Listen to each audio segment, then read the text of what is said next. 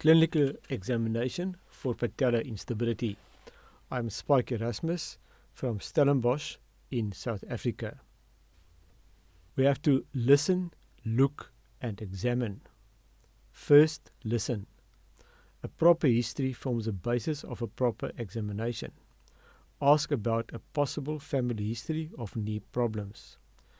Specifically, inquiry should be made about a documented dislocation and how many times it has happened.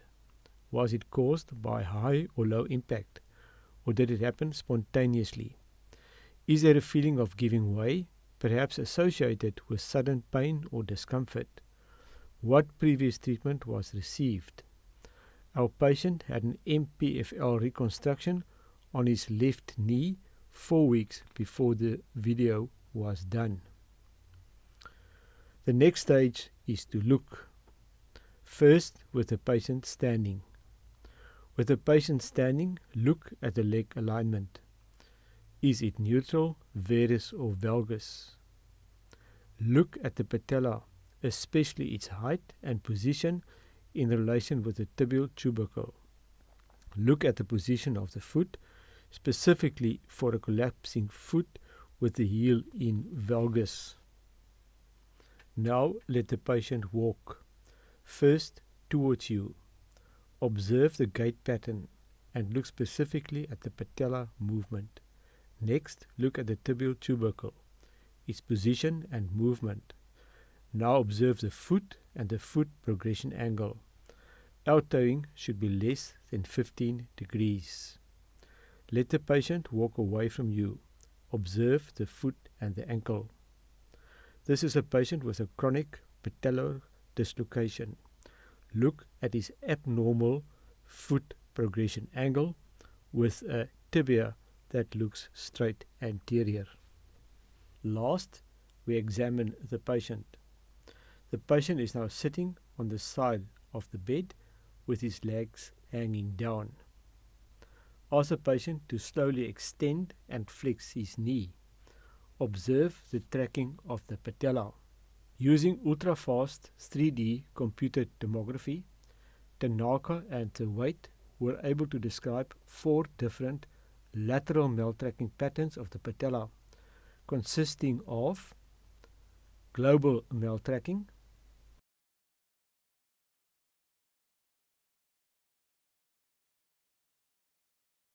maltracking in extension with a J sign,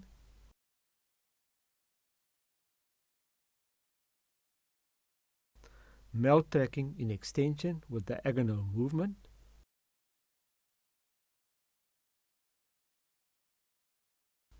lateral maltracking in flexion,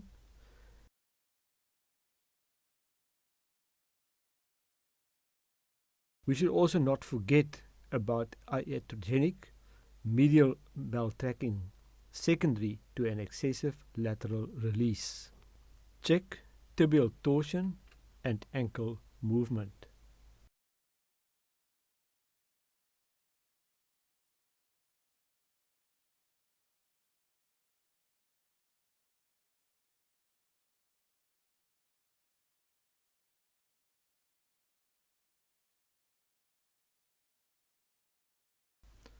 Ask the patient now to extend his knee against resistance from 90 degrees of flexion to full extension. Observe if there is any crepitations.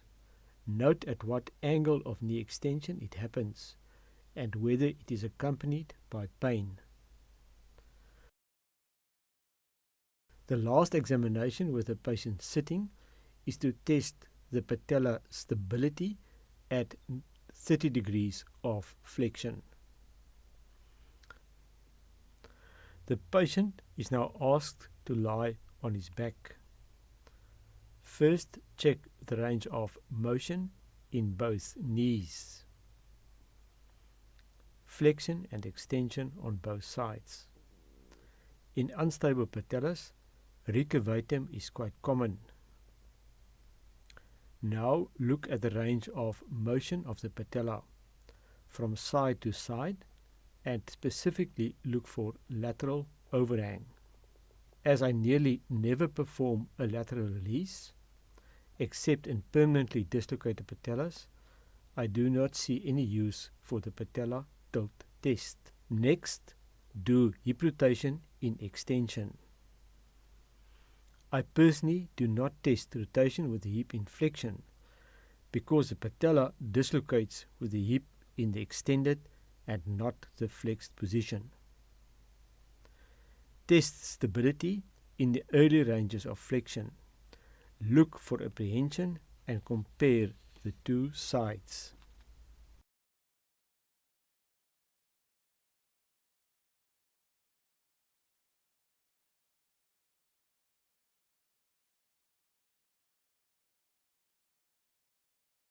Place the patient on his side with the pelvis in slight external rotation and the knee in about 30 degrees of flexion.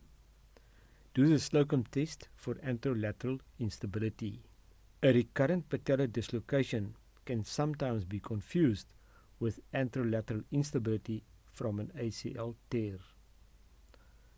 The last part of the examination is to ask the patient to squat. Note if there is any crepitations, at what angle, and whether accompanied by pain.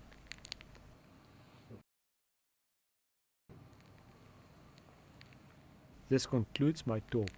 Thank you for listening.